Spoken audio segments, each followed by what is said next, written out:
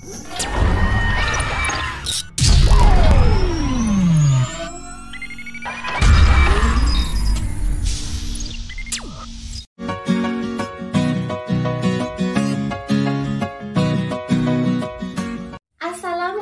warahmatullahi wabarakatuh, adik-adik pembelajar. Bagaimana kabarnya semua? Semoga selalu dalam keadaan sehat, semangat belajar, dan selalu jadi kebanggaan bagi orang tua kalian, dimanapun kalian berada. Selamat berjumpa kembali dengan saya, Siti Hasanah, yang tiada lain tiada bukan akan mengupas pembahasan materi pembelajaran PPKN kelas 8.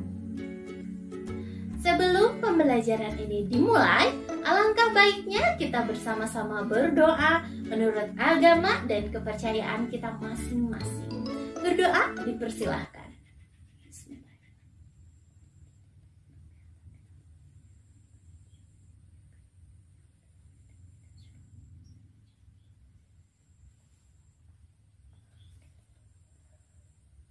Selesai. Pada minggu sebelumnya, kita telah membahas materi bagian A, yaitu makna tata urutan perundang-undangan di Indonesia. Yang pembahasannya terdiri dari yang pertama, pengertian perundang-undangan nasional. Mari kita ingat kembali apa yang telah kita bahas di minggu kemarin. Silakan.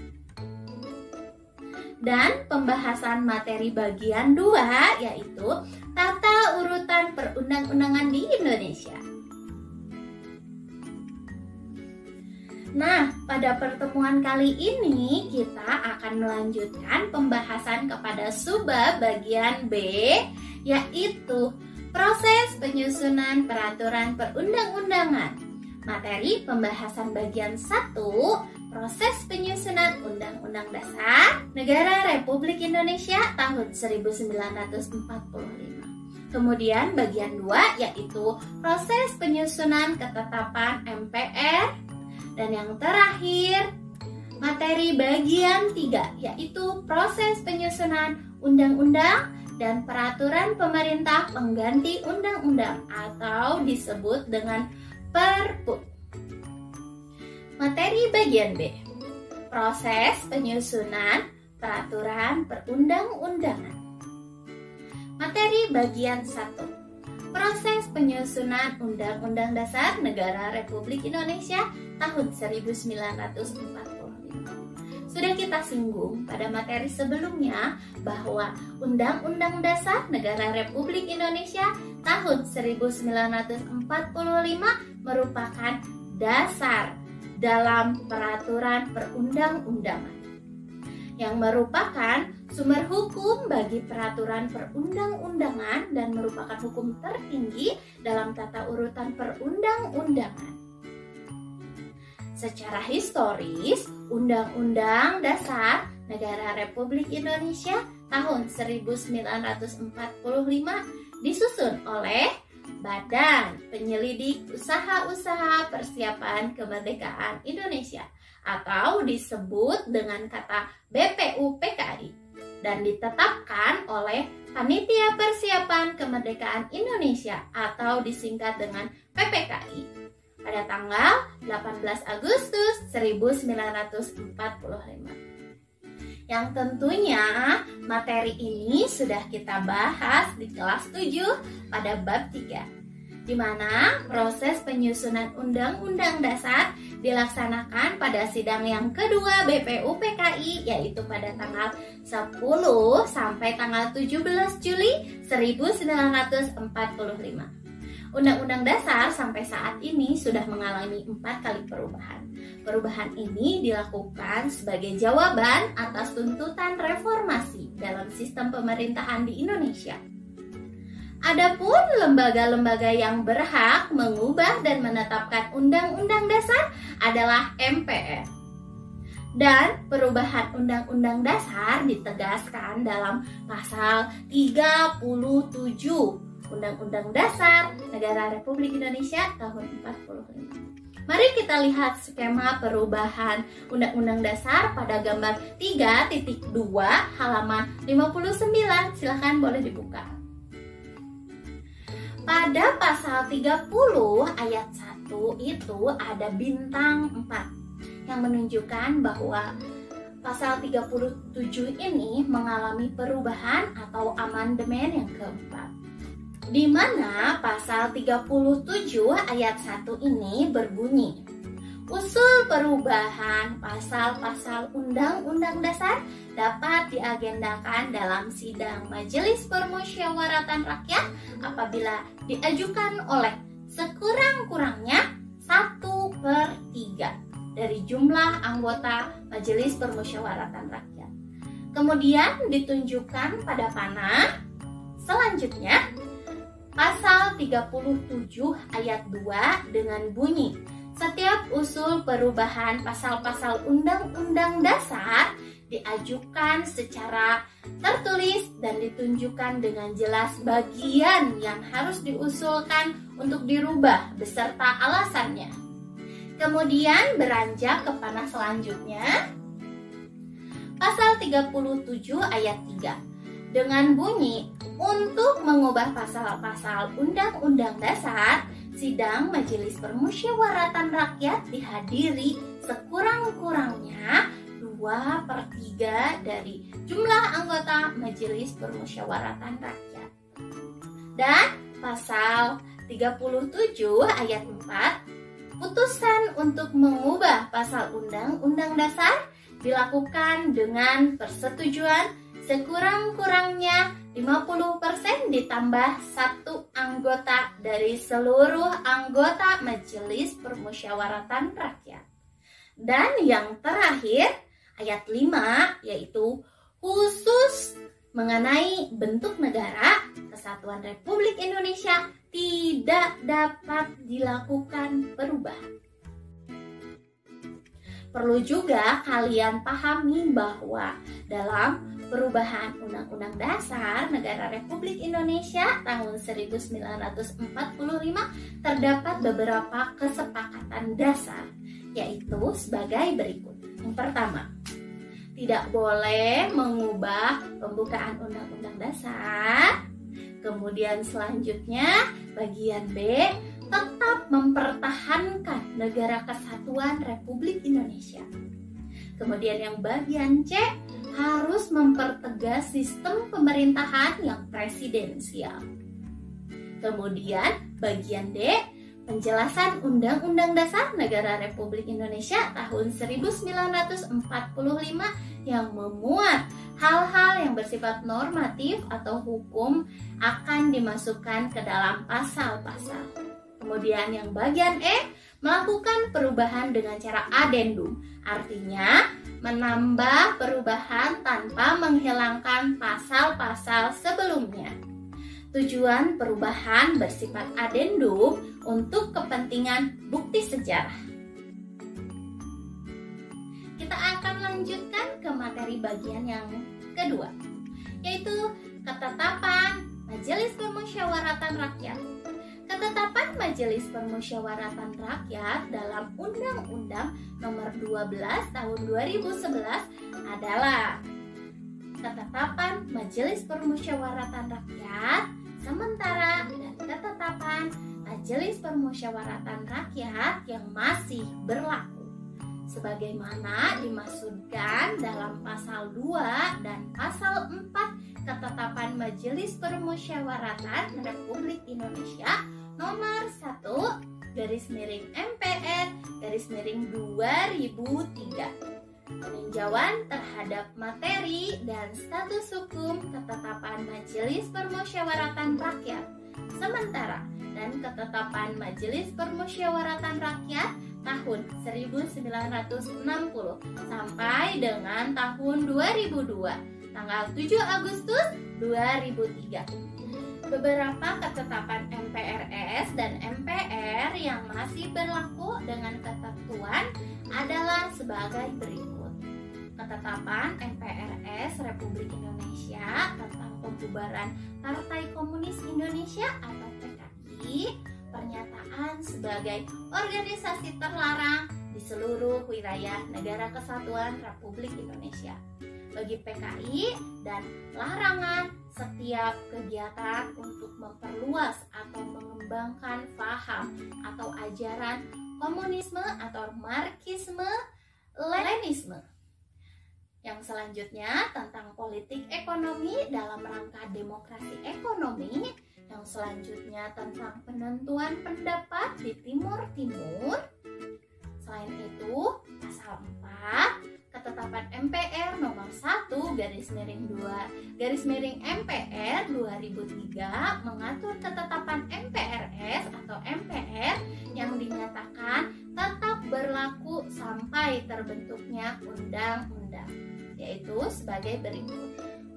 Yang pertama, tentang pengangkatan pahlawan Ampera. Yang selanjutnya tentang penyelenggaraan negara yang bersih, bebas korupsi, kolusi, dan nepotisme atau disingkat dengan KKN. Yang bagian C tentang penyelenggaraan otonomi daerah, pengaturan, pembagian, dan pemanfaatan sumber daya nasional yang berkeadilan serta perimbangan keuangan pusat dan daerah dalam kerangka Negara Kesatuan Republik Indonesia.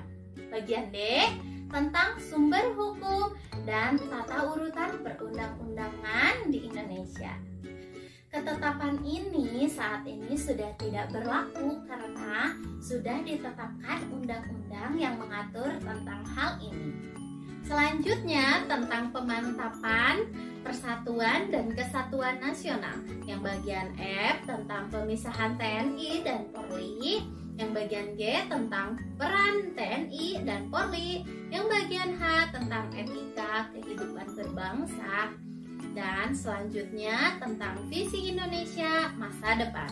Selanjutnya ketetapan MPR tentang rekomendasi arah kebijakan pembenaran dan pencegahan KKN. Dan terakhir pembaruan agraria dan pengelolaan sumber daya alam. Nah, kita akan lanjutkan ke materi yang bagian 3 ya, yaitu Undang-Undang Dasar dan Peraturan Pemerintah Pengganti Undang-Undang. Undang-undang adalah peraturan perundang-undangan yang dibentuk oleh DPR dengan persetujuan bersama Presiden. Sementara peraturan pemerintah pengganti undang-undang adalah peraturan yang ditetapkan oleh Presiden dalam hal ihwal kepentingan yang memaksa. Undang-undang dan peraturan pemerintah pengganti undang-undang memiliki kedudukan yang sederajat. DPR merupakan lembaga yang memegang kekuasaan membentuk undang-undang berdasarkan pasal 20 ayat 1 pada Undang-Undang Dasar Negara Republik Indonesia tahun 1945. Namun, kekuasaan ini harus dengan persetujuan Presiden tentunya. Suatu rancangan Undang-Undang Dasar dapat diusulkan oleh DPR atau Presiden. Dewan Perwakilan Daerah juga dapat mengusulkan rancangan undang-undang tertentu kepada DPR. Mari kita lihat proses pembentukan Undang-Undang Dasar menurut skema pada gambar 3.3 halaman 61. Silakan. Di situ dijelaskan bahwa pasal 21 ayat 1, anggota Dewan Perwakilan Rakyat berhak mengajukan usul rancangan undang-undang. Dan pasal 20 ayat 1, Dewan Perwakilan Rakyat memegang kekuasaan membentuk undang-undang. Kemudian berlanjut kepada pasal 20 ayat 2, setiap rancangan undang-undang dibahas oleh Dewan Perwakilan Rakyat dan Presiden untuk mendapat persetujuan bersama. Serta ditegaskan juga pada pasal 20 ayat 3 dengan bunyi, jika rancangan undang-undang itu tidak mendapat persetujuan bersama, rancangan undang-undang itu tidak boleh diajukan lagi dalam persidangan Dewan Perwakilan Rakyat masa itu. serta pasal 20 ayat 4 yaitu Presiden mengesahkan rancangan undang-undang yang telah disetujui bersama untuk menjadi undang-undang. Dan yang terakhir dijelaskan pada pasal 20 ayat 5 bahwa dalam rancangan undang-undang yang telah disetujui bersama tersebut tidak disahkan oleh Presiden dalam kurun waktu 30 hari semenjak rancangan undang-undang tersebut disetujui, rancangan undang-undang tersebut sah menjadi undang-undang dan wajib diundangkan. Di sini juga dijelaskan hak Presiden pada pasal 5 ayat 1. Pasal 5 ayat 1 berbunyi yaitu Presiden berhak mengajukan rancangan undang-undang kepada Dewan Perwakilan Rakyat. Adapun proses pembuatan undang-undang apabila rancangannya diusulkan oleh DPD adalah sebagai berikut. Yang pertama, DPD mengajukan usul rancangan undang-undang kepada DPR secara tertulis. Kemudian DPR membahas rancangan undang-undang yang diusulkan oleh DPD melalui alat perlengkapan DPR. Selanjutnya, DPR mengajukan rancangan undang-undang secara tertulis kepada Presiden. Kemudian Presiden menugasi menteri terkait untuk membahas rancangan undang-undang bersama DPR. Kemudian apabila disetujui bersama oleh DPR dan Presiden, selanjutnya rancangan undang-undang disahkan oleh Presiden menjadi undang-undang. Di samping undang-undang ada peraturan perundang-undangan yang setara kedudukannya dengan undang-undang, yaitu peraturan pemerintah pengganti undang-undang. Peraturan pemerintah pengganti undang-undang biasanya disingkat dengan kata Perpu, yang merupakan peraturan perundang-undangan yang dikeluarkan oleh Presiden karena keadaan genting dan memaksa. Dengan kata lain, diterbitkannya Perpu itu jika keadaan dipandang darurat dan perlu payung hukum untuk melaksanakan suatu kebijakan pemerintah. Perpu diatur dalam Undang-Undang Dasar 1945 pasal 22 ayat 1, 2, dan 3 yang memuat ketentuan sebagai berikut.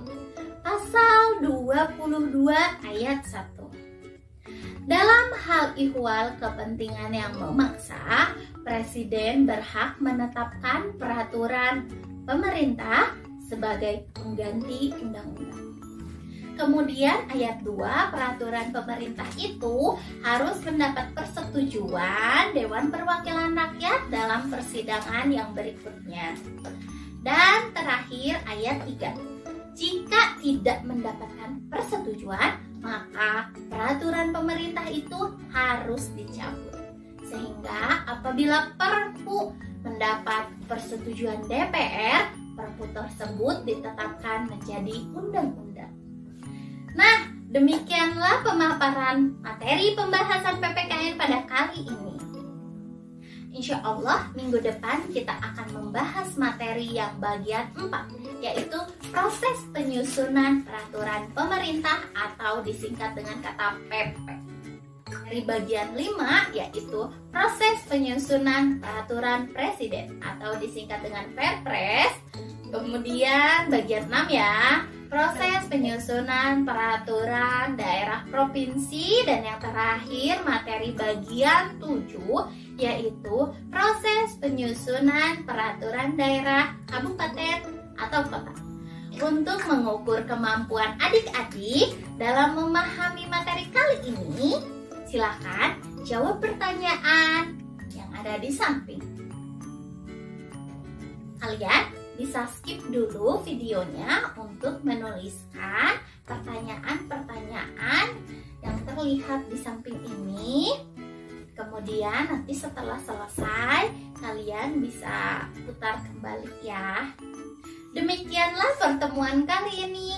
Saya ucapkan terima kasih telah menonton video kali ini sampai selesai. Dan akhir kata saya ucapkan wassalamualaikum warahmatullahi wabarakatuh.